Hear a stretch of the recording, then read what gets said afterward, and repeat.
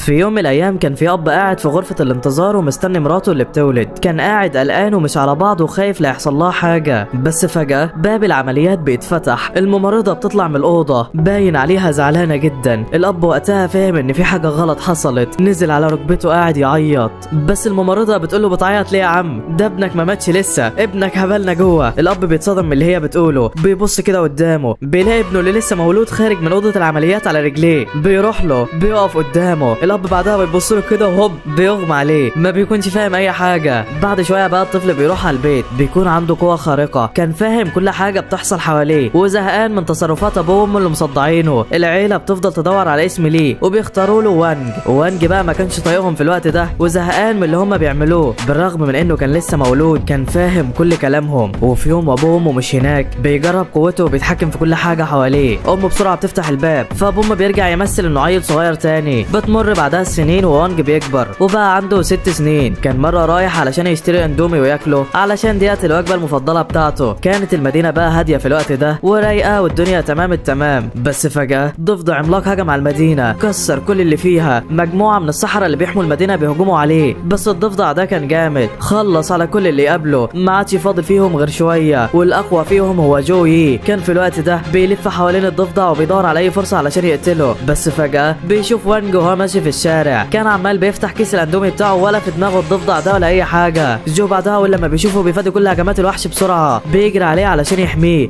بس الضفدع بياخد باله، بيهجم عليهم بسرعه. جو بقى بيروح للطفل بسرعه وبيقول له اهرب، ارجع لبيتكم وما تقلقش انا هحميك. وانج بقى كان واقف ومش فاهم حاجه وزعلان على كيس الاندومي بتاعه. الضفدع بقى هو كمان ما سابهمش وراح على المكان ده علشان يقتلهم. كان قرب منه وخلاص هيضربه بوم عند امك يالا. الضفدع عطاله ضربه واحده بس كسرت دماغه، اترمى في الارض خسران. والوحش بعدها هو كمان كان بيجمع قوته وخلاص هيقتله. تخيل بقى انه هيقتله والاسطوره وانج موجوده يا صديقي. لا والله، هوب الرجل اللولبيه كسرت عظمه. ايوه هات الاندومي بقى علشان ناكله. جو طبعا اتصدم بعد ما شاف اللي حصل، وام وانج وابوهم كمان اتصدموا لانهم شافوا كل اللي حصل ده. ايوه كده عرفوا اخيرا قوه ابنهم. وبعدها الاب والام بقى عندهم مهمه جديده، وهي انهم لازم يخفوا طاقه ابنهم عن الانظار علشان ما حدش يستغله. وانج اصلا كان عارف كل حاجه، بس قرروا انه يسمع كلامهم علشان البر بالوالدين بقى وكده. وبعد مرور 10 سنوات وانج بيكبر، بيروح اخيرا على المدرسه. مدرسته اسمها الفصيل 60، وهي واحده من اكبر المدارس في المنطقه. وهو داخل على المدرسه كده بيقابله 2 من الطلاب الاكبر منه، بيقولوا له انت شكلك ضعيف قوي يالا، وعلشان كده احنا لازم نحميك. وانج ما كانش فاهم حاجه، بس قال لهم خلاص شكرا. الاتنين قالوا له بس انت عارف ان حمايه اي حد مكلفه، وعلشان كده لازم تدفع مصاريف حمايتك. وانج اتصدم. شويه من الطلاب هم كمان اتصدموا، هم بيتنمروا عليه علشان ضعيف وغلبان ولا ايه. وفجاه طاقه ناريه بتظهر بتطير الاتنين اللي قدامه. ايوه سون رونج ظهرت، الابنه الاسطوريه لعائله فلاور فونت. بتقول لهم مش عيب عليكم تتنمروا على واحد لسه داخل؟ طول ما انا موجوده هنا مش هسيب الاشكال اللي زيكم تعمل حاجه. وبتنزل بعدها نزلت الورده في كوم الشوك. الكلاب دول بيقوموا لسه هيضربوها، بيعرفوا هي مين فبيسيبوها وبيطلعوا يجروا. البنت بعدها بقى بتتقدم على وانج بكل رقه وبتقول له ما تقلقش،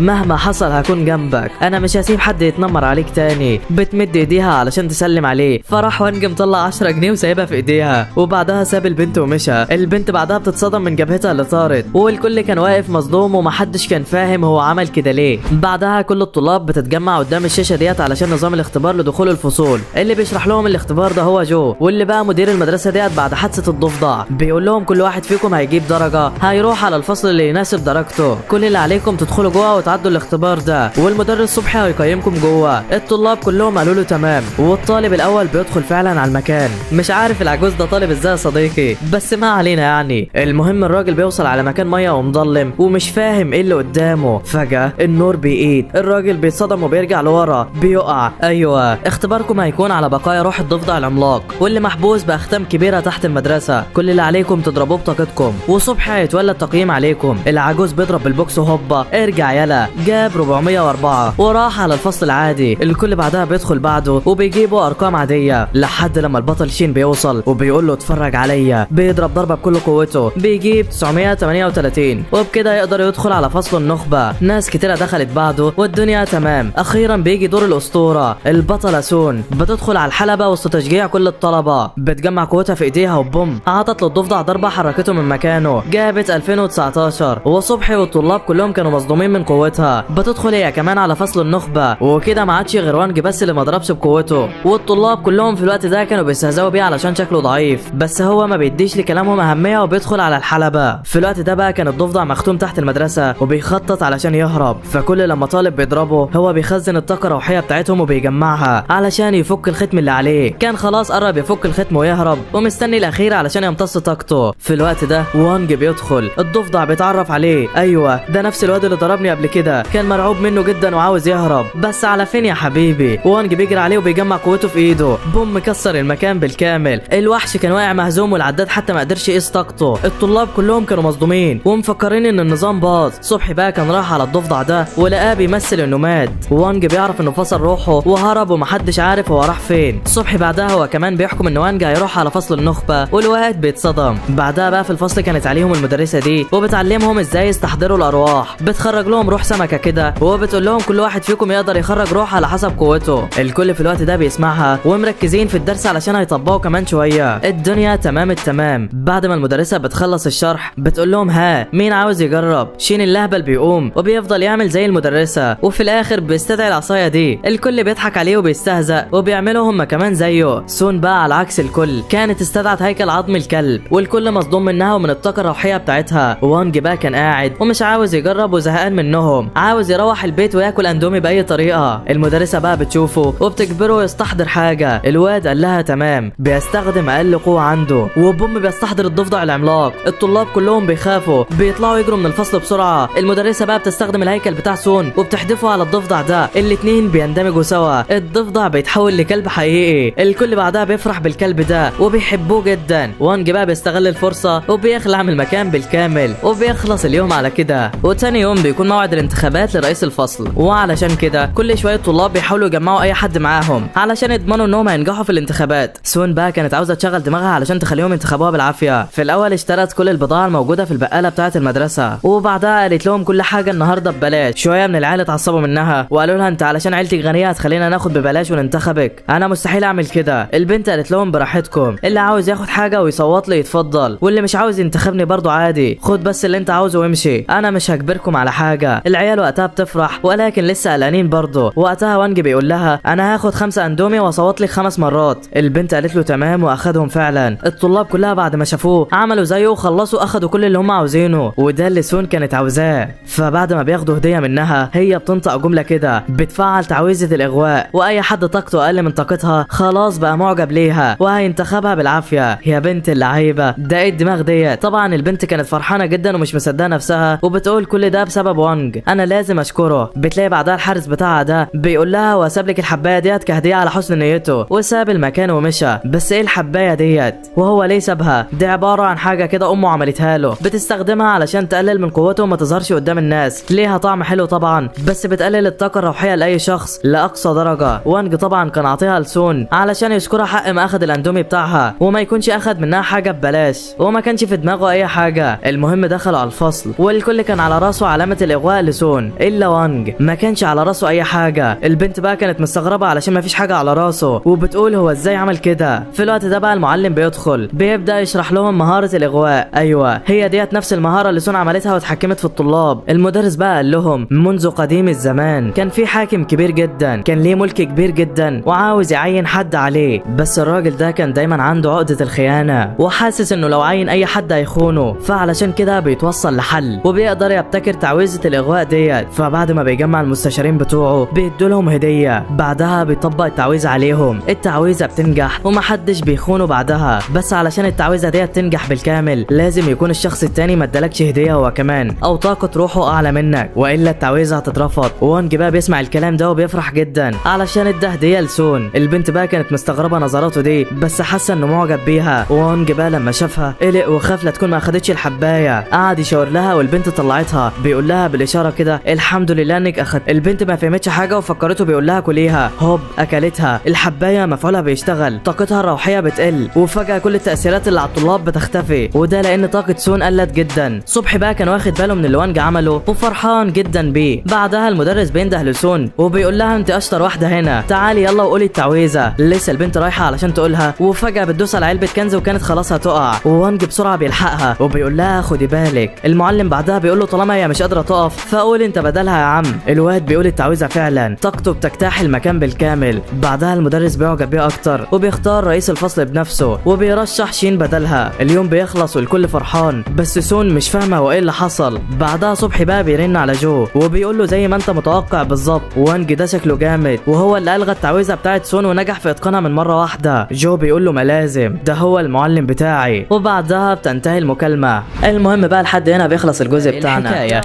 وبعد فترة في المدرسة كان جه ميعاد صنع الحبوب السحرية، وفي اليوم ده الطلاب كلهم بيجيبوا معداتهم وبيستعدوا علشان اللي هيعملوه. شين بقى كان جايب الفرن بتاع عيلتهم وعاوز يتفشخر بيه قدام سون. وعلى سيرة البنت فهي وصلت اهيت، نزلت من العربية بتاعتها، شافت وانج قدامها، البنت دايبة فيهم مش قادرة تبص على غيره. وانج بقى بيبص لها كده وبيفهم هو ده بسبب تعويذة الإغواء بتاعتي. طيب تمام، قرب منها، حط ايده على راسها، شال التعويذة. الكل كان بيتفرج واللي هو يا بختك يا ابن المحظوظة. وانج طبعا ما كانش في دماغه. بعدها بيسيب البنت وبيمشي وقال لها كده انت تمام. وسون بعد ما وانج مشى وقعت على الارض، وشها كان احمر جدا وشكل الحب ولع الدنيا معاها يا صديقي. المهم بعدها بيدخلوا اخيرا على الفصل وبيستعدوا لصنع الحبوب. المدرسه ديت بتعلمهم الطريقه، ويا ريتها ما علمتهم حاجه يا صديقي، تحسها بتشرح لهم غصب عنها. المهم الكل بدأ في شغله والدنيا تمام التمام. شين كان مفكرها مسابقه نار وكان عمال يتهبل وخلاص. سون بقى وعلى عكس الكل كانت رقيقه جدا وجايبه معاها معدات من الدرجه الاولى علشان تساعدها. اما وانج فكان جايب فرن حراري وبيستخدمه ده على اساس انه ينفع في حاجه يعني. ما علينا. المهم وسط كل التلاميذ دول كان في واحد فيهم اسمه غو، جايب حاجه اسطوريه، ايوه اداه نادره متخصصه في صناعه الحبوب دي. والمدرسه والكل بيتصدموا منها، وحتى الكلب ده بيحط عينه عليها يا صديقي. المهم بعد شويه شين الفرن بتاعه بيفرقع، الواد بيتصدم، ده ابويا هيموتني، الفرن ده ارث عيلتي اللي اتحايلت على ابويا علشان اخده. المدرسه بعدها بتهزقه والواد بيسيبهم وبيطلع يجري زعلان من اللي حصل له. بعدها الكل بيجهز حبوبه والدنيا تمام التمام. بعدين بقى العيال بتسيب الاجهزه شغاله لمده 6 ساعات لحد لما الحبوب تجهز، وبعدين بيمشوا. بعد ما بيمشوا الكلب ده بيروح علشان ياكل الاداه الاسطوريه ديت علشان تزود له طاقته. ولكن وانج كان فاهم ألاعيبه، راح وراه. الكلب كان لسه واكلها، واول لما شاف وانج طلع يجري، الواد بيجري وراه بيقزح من الشباك. الكلب بقى كان مفكر نفسه ضحك عليه وراجع علشان يهرب منه ويروح حته تانيه. بس على فين يا حبيبي؟ الواد قفشه وكسر دماغه، اخد الاداه منه، دخل الحمام ده وغسلها. لسه خارج لقى غو قدامه، شافه، هو انت واخد الاداه بتاعتي بتعمل بيها ايه؟ وان قال له يا عم استهدى بالله، انا كنت بلحقها لك، تلحقها لي برضه يا حرام انت، هات البتاعه ديت وارفع ايدك يلا واجهز علشان اجلدك. وانج مش فاهم حاجه، بيحاول يهدي الموضوع. في نفس الوقت ده كان شين لسه بيجري في الملعب، جرى اكتر من 20 لفه وحرفيا ما عادش قادر. كان في الوقت ده بيفتكر ابوه لما قال له انا هديلك ارث العيله بتاعتنا، بس اهم حاجه تحافظ عليها. بيفتكر بعدها انه كسرها، بيزعل وبيتعصب، خلاص ما عادش قادر يعمل حاجه. بيقول كده سون هتكرهني، ايوه وانج هياخد كل حاجه مني، انا مش هسامحه، كله بسببه. بيجمع قوته وبيروح عليه علشان يضربه. في نفس الوقت ده كان غو ضرب بالمسدس بتاعه، وانج بيتفادى الهجوم من هنا وبوم خبط في التاني من هنا. هو انت ايه اللي جابك يا ابني؟ واللي صاب شين ده سون مقاتل يا صديقي، ولو الواد ما تلحقش بسرعه هيموت. وانج بقى الف باله الاصابه مش خطيره واعرف اعالجها بسرعه، بس غو قال له انا عارف انك مش هتفهم حاجه، هات لي المكونات ديت وساعدني بسرعه. وانج حاول يفهمه انه يعرف يعالجه، بس غو مش مديله فرصه. فوانج اخر لما زهق قال له تمام وسمع كلامه، راح وحاول يجيب له المستلزمات اللي هو قال له عليها. وغو كان بيجهز كل حاجه علشان يعمل له العلاج.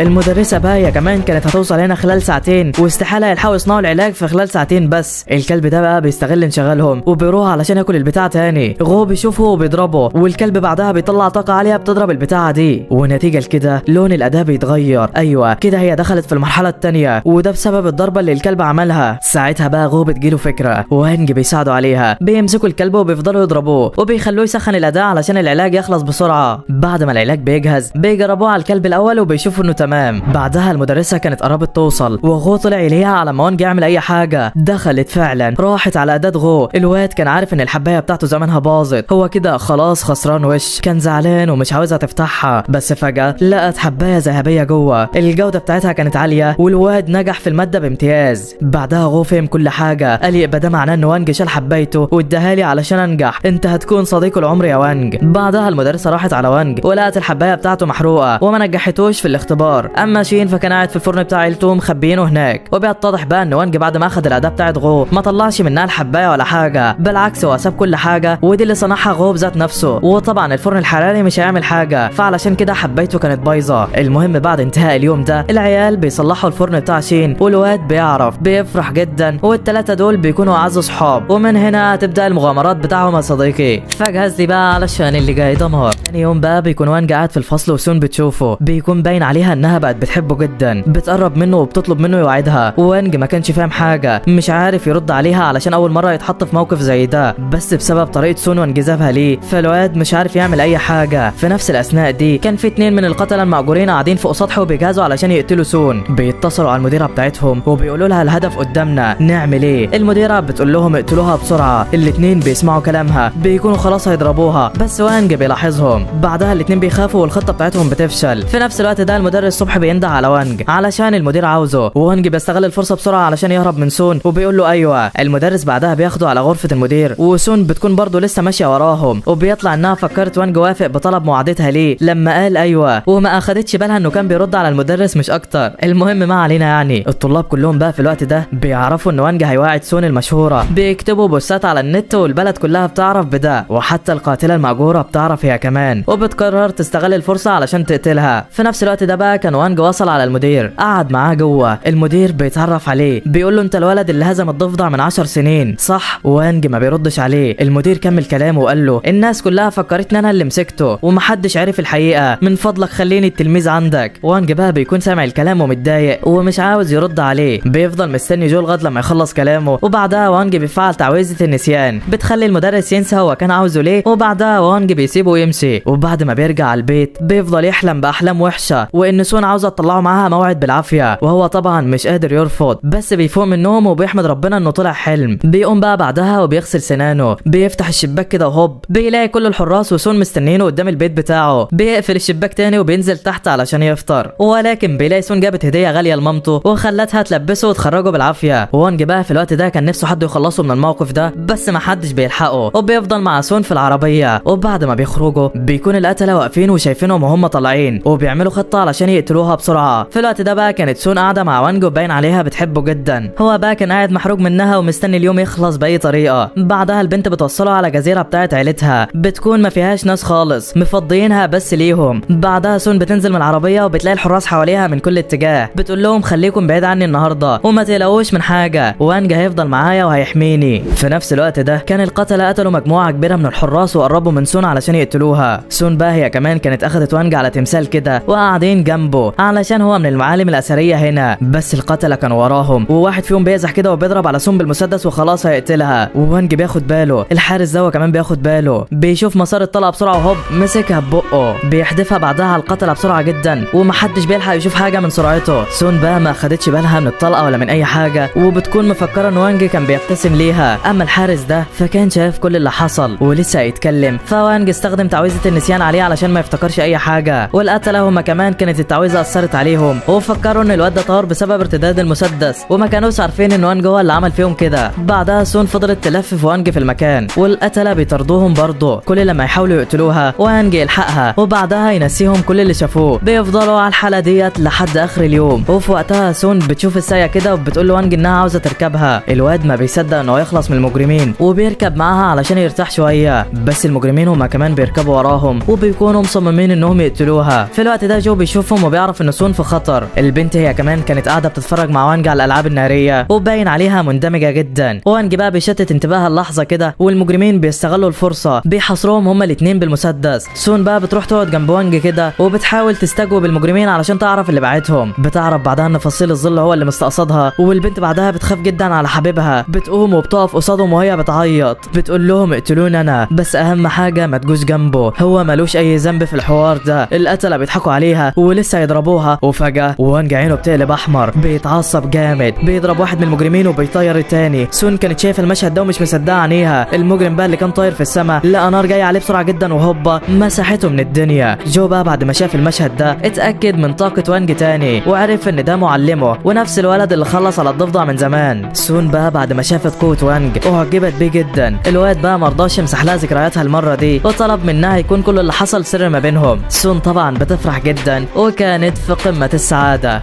بعد ما المديره بتعرف بخبر فشل اغتيال سون بتتعصب جامد، بتمسك اللي كان مسؤول عن المهمه ديت وبتقول له احنا فصيل الظل عمرنا ما فشلنا في مهمه اغتيال قبل كده، بس المره دي حصل حاجه مش متوقعه وعلشان كده البنت ديت لازم تموت. بتؤمر بعدها الكل باصدار امر الظل، والامر ده لو خرج فاستحاله حد يطلع منه عايش تاني يوم، وده لان امهر 3 قتله بيكونوا في المهمه ديت. وبعدها تاني يوم سون بتروح على المدرسه، بيكون كده في حشره بتراقبها وبتحدد مكانها وكل حاجه علشان المغتالين يعرفوا يتصرفوا. بعدها سون بتشوف وانج كده وبتجري عليه، بتقول له يا عم فينك وفين الحاجات الحلوه بتاعتك كده، انت نسيتني ولا ايه؟ العيال صحاب وانج في الوقت ده كانوا معاه وبيقولوا له واحنا عملنا ايه علشان الحراس كلها محاصريننا كده. وقتها بقى جو بيتدخل وبيقول لهم كل ده بسبب امر الظل. ايوه المغتالين امبارح بسبب فشلهم في قتل سون قرروا انهم يعملوا امر الظل، وعلشان كده لازم نتعاون كلنا علشان نحميها والا مش هتعيش لبكره. الكل طبعا بيترعب وبيقلق على سون جدا، والبنت ذات نفسها كانت خايفه ومرعوبه، بس في الوقت ده جو بيطمنها وبيقول لها ما تخافيش، انا جهزت لكل حاجه ومحدش يقدر يوصل لك هنا. اولا كده انا جبت حراس من اعلى مستوى دخلتهم جوه المدرسه هنا، وفي الممرات الصغيره جبت حراس اعلى منهم ومن الدرجه الاولى. بعدها جو دخلهم جوه المكتب بتاعه وقال لهم هنا بقى امن مكان، حتى لو دبانه فكرت تعدي هتموت في ثواني. العيال بيقولوا له بس في دبانه هات يا عم، وهوبا الدبانه ماتت. ايوه اقوى فريق قناصات محاصر المكان ده من كل اتجاه، انتم عليكم بس تقعدوا هنا واضمن لكم ما حدش هيقدر عليكم. العيال قالوا له تمام والدنيا رايقه، بس هل انت متخيل ان الدنيا بالسهوله ديت يا صديقي؟ لا والله. المجرم الاول كان اجتاز الصف الاول من الحراس بعد ما حفر نفق تحت الارض، هرب منهم وقتل في شويه تانيين منهم، وطبعا ده كله سهل المهمه للشخص اللي بعده. الشخص التاني بقى كان ساحر سموم قوي جدا وقدر يخلص على النخبه من الحراس في ثانيه، قرب من اوضه سون وخلاص هيوصل لها، وفجاه صبحي كان واقف له بالمرصاد. بيبدا القتال ما بينهم، صبحي كان ليه الافضليه، بيكسر اسلحه المجرم ده ومحدش قادر له، لسه كان خلاص هيمسكه، فالواد بيفرع قنبله من السموم وبيجري ناحيه الاوضه. في الاثناء ديت بقى كان وانج خارج لبره ورايح علشان يستلم طرد الاندومي بتاعه. المجرم بقى كان قرب من الاوضه وخلاص هيدخلها، وهوب معلش بس بقى علشان مستعجل صبحي بقى هو كمان قفشه، وبكده اول مجرم سقط على السطح بقى. وفي مكان واضح كان في مجرم بيستخدم سلاح سحري ومهاره الاختفاء عاليه الجوده، كان بيجمع قوته علشان يكسر الحاجز اللي جو عامله ويستغل الفرصه علشان يقتل الهدف بتاعه. في نفس الوقت ده كان وانج رايح على السطح علشان يجيب الاندومي بتاعه، بيشوفه كده وهو معدي من جنبه وبيقول له منور والله. المجرم اتصدم، هو ازاي شايفني؟ اكيد ما بيتكلمش معايا وبيكلم نفسه. بالفعل وانج جاب الاندومي بتاعه ورجع وقف جنبه، قال له على فكره انا كنت بكلمك وضربت صاحبك الاولاني من شويه، التاني بقى الكلب بتاعي يقتله وكده ما عادش غيرك، هتعمل ايه؟ المجرم وقتها بيتعصب جامد وبيجمع كل قوته السحريه، بيقول له هوريلك، بيضربوا بيها بوم، انفجار هائل كسر كل حاجه، كسر المطرقه بتاعته. ايوه وانج خلص عليه من غير ما يعمل اي حاجه، ده ايه الحلاوه ديت؟ الكلب ده هو كمان كان خلص على المجرم اللي تحت وامتص روحه، وكده ال3 مجرمين انتهوا. جو بقى في الوقت ده بيفرح جدا وبيجري على وانج علشان يمدحه، بس الواد بيستخدم قوته عليه وبينسيه كل حاجه تاني، بيقول له بعدها انت اللي هزمت المجرم ده ولحقتني مش اكتر. العيال هما كمان بيطلعوا على السطح علشان يطمنوا على صاحبهم وبيشوفوا المشهد ده. ايوه وانج بيمثل عليهم انه اتصاب، وسون مش مصدقه زعلانه جدا على حبيبها وبتقرر تعالجه باسرع طريقه. وبعد كام يوم بقى كان وانج موجود في اوضته ومتركب له احدث الاجهزه والمعدات اللي بتعالج جسمه، بالرغم من انه سليم وما فيهوش اي حاجه، بس كان حابب المعدات ديت واستغلها في انه يبعد عن الناس ويفضل مرتاح في اوضته ولا في دماغه. الام بعدها بتدخل عليه وبتقول له كفايه كده، هتفضل تمثل لحد امتى؟ لما اصحابك يجوا قول لهم انك هتخرج معاهم بعد يومين علشان ما تقلقهمش اكتر من كده. بالفعل سون وغوشين وصلوا على البيت علشان يزوروا وانج ويطمنوا على حالته. العيال جايبين هدايا حلوه معاهم وورد وحاجه اخر روقان. سون بقى كان باين عليها قلقانه جدا على حبيبها، وعلشان كده حاولت تتقرب من الام بهدايا كتير وقالت لها ما تقلقيش انا هاخد بالي منه وانت مش موجوده. الام وقتها اخدت الهدايا منها وفرحت، وبعدها خرجت علشان تسيبهم وعلى وشها نظرات فرحها على قد الهدايا والا هزعلك. المهم في الوقت ده كان وانج حابب التمثيل ومش عاوز يتحرك لحد لما سون بتقول له انا جبت لك الحقنه دي واللي هتخليك تخف في ثواني، ما تقلقش يعني هتاخدها من هنا وهتبقى فل من هنا. الواد مرعوب منها وبيقول في باله يا رب ارحمني. البنت بقى مش في دماغها حاجه وعاوزه تديها له بسرعه، فلما بتداير وشها وانج بسرعه بيجري وبياخد البتاعه ديت من شين وبيقول لهم انا اصلا بقيت تمام وهاجي معاكم المدرسه من بكره. العيال بتفرح وبتقول له خلاص يا عم مش مشكله، مش لازم تاخد الحقنه. بس في الوقت ده شين بيستخدم قوته وبيخرج بلورا من السحر بتاعه، والحركه ديت هي اختبار بيتعمل في كل المدارس علشان يقيس قوه الطلاب ويفرق ما بينهم وكده. بيجيب 600 ودي درجه مش عاليه ولكنها شغاله شويه. غو بعدها بقى بيقول لهم سيبونا اجرب وبيقيس هو كمان طاقته، بيجيب 65. بيزعل جدا من درجته القليله وبيجري على الشباك علشان ينتحر، ولكن شين بيمنعه وبيقول له يا عم خليك معانا خلينا خلينا نضحك عليك شويه. فغو بيقول له تمام. في نفس الاثناء دي كان في مدرسه بقى اسمها الفصيل 59، مدرسه متفوقه وموجود فيها كتير من الطلاب النخبه، ولكن امهرهم هو الرئيس بتاعهم تانج. بيقيس الطاقه بتاعته قدام الكل وبيجيب 4379، وبكده هو المصنف الاول في البلاد، وكل المدرسه والفصل بتاعهم بيفرح بانجازاته، بيهتفوا له جدا. الواد طبعا بقى كان في قمه السعاده وفرحان بنفسه قوي. في نفس الوقت ده كانت سون جهزت نفسها هي كمان علشان تقيس الطاقه بتاعتها، بتجمع قوتها وبتجيب 4015، وبكده هي تصنف الثانيه في المدارس ومن اول 10 على المحافظه بتاعتها. الفصيل 59 بيعرف وبيتضايق جدا منها علشان قربت جدا من الزعيم بتاعهم. بعدها الكل بيقول لوانج جه ميعادك علشان تقيس الطاقه بتاعتك يا بطل. الواد ما كانش عاوز يقيسها بحجه التعب وكده، ولكن بعد ما بيشوف الحقنه بيقول لهم خلاص انا معاكم. بيقلل طاقته السحريه على قد ما يقدر، وهوبا طاقه ناريه عدت الارض واجتاحت المكان بالكامل. النظام طبعا ما قدرش يقيس طاقته، والكل طبعا كان مصدوم من الرقم ده. وبعدها وانج بيصنف البطل الاول في المدارس مكتسحا كل من تانج وسون تحته. تانج طبعا بعد ما بيعرف بيتصدم وبيفكر ان في حد هكر السيستم وعمل كده علشان يهينه. بيستنى لحد لما كل الطلاب بتروح، وبعدها بيجيب المساعده بتاعته علشان تخترق النظام وتنزل وانج عن المركز الاول وتعليه. في نفس الوقت ده كان وانج جايب غو وخلاه يخترق النظام هو كمان علشان يقلل درجته وما يخليهوش ظاهر للكل وكده. الاتنين بينجحوا في الاختراق فعلا وبيوصلوا لقاعده البيانات،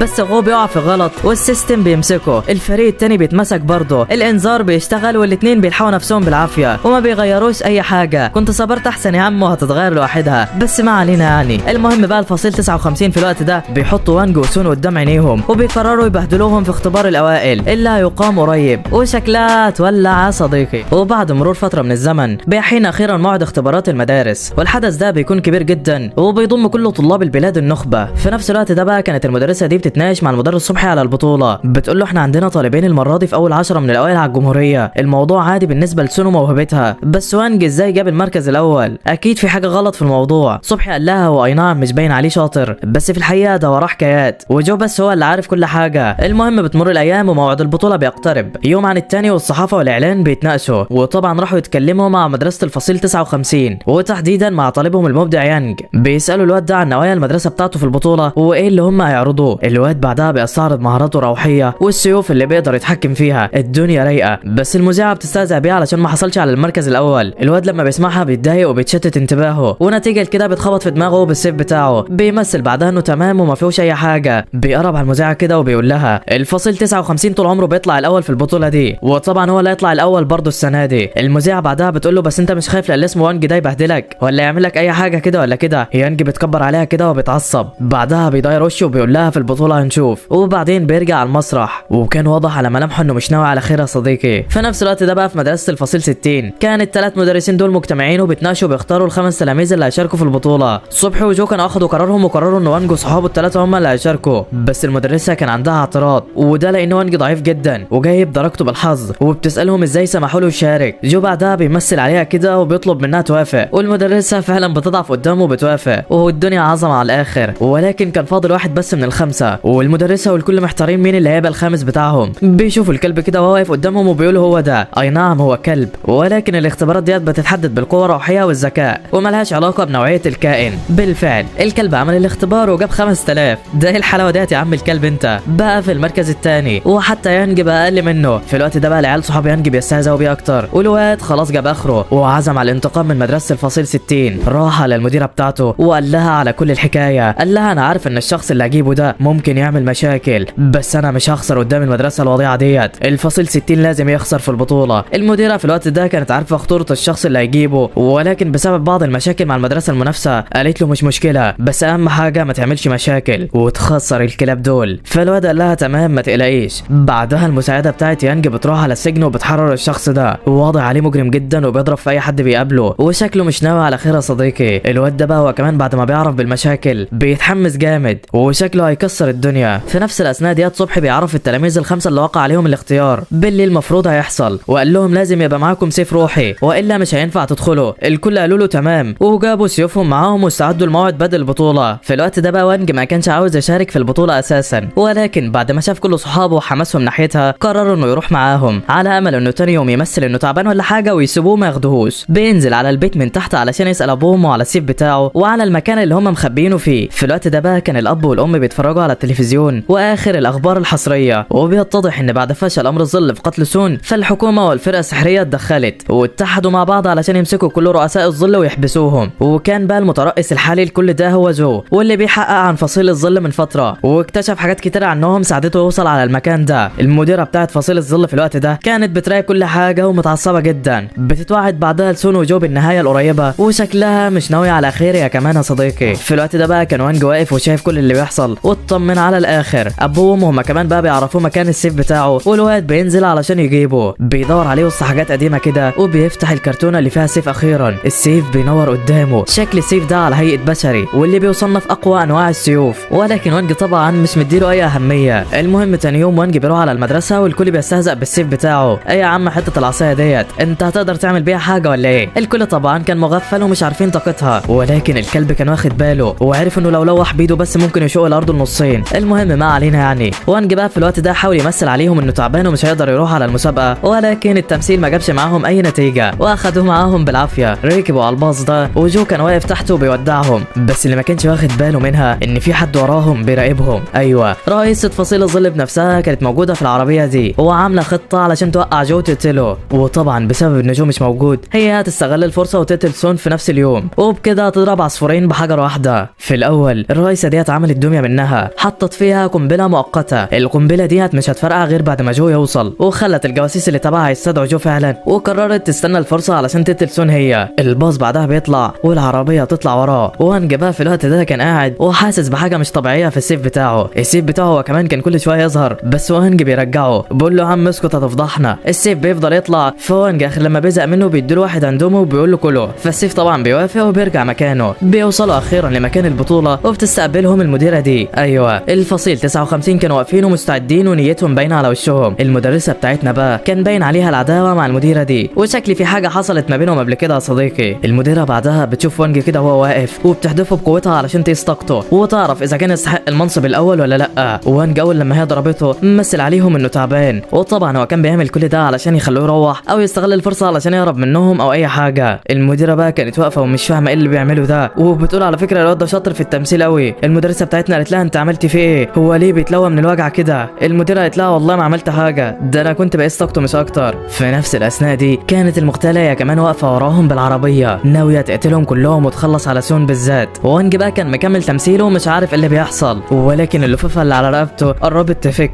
السيف بتاعه بيحذره والعيال مش هتلحق تعمل حاجه، جزء صغير من طاقته بيتسرب وهوبا ده ايه العظمه ديت. الواد طاقته عاليه جدا وكسرت كل اللي حواليه. المغتاله والكل بيتصدموا وما بيعرفوش كميه الطاقه ديت جايه منين، بيفكروا ان في ساحر قوي هنا وبيقرروا يحاولوا يقتلوا سون في وقت تاني. وبكده عمليه الاغتيال فشلت للمره الثانيه. ازيدك من الشعر بيت، جو هو كمان ما كانتش القنبله اثرت فيه وكان قدر ان هو يوقفها في اخر لحظه. ده ايه العظمه ديت، ده شكل فصيل الظل ده محتاج يخطط اكتر من كده.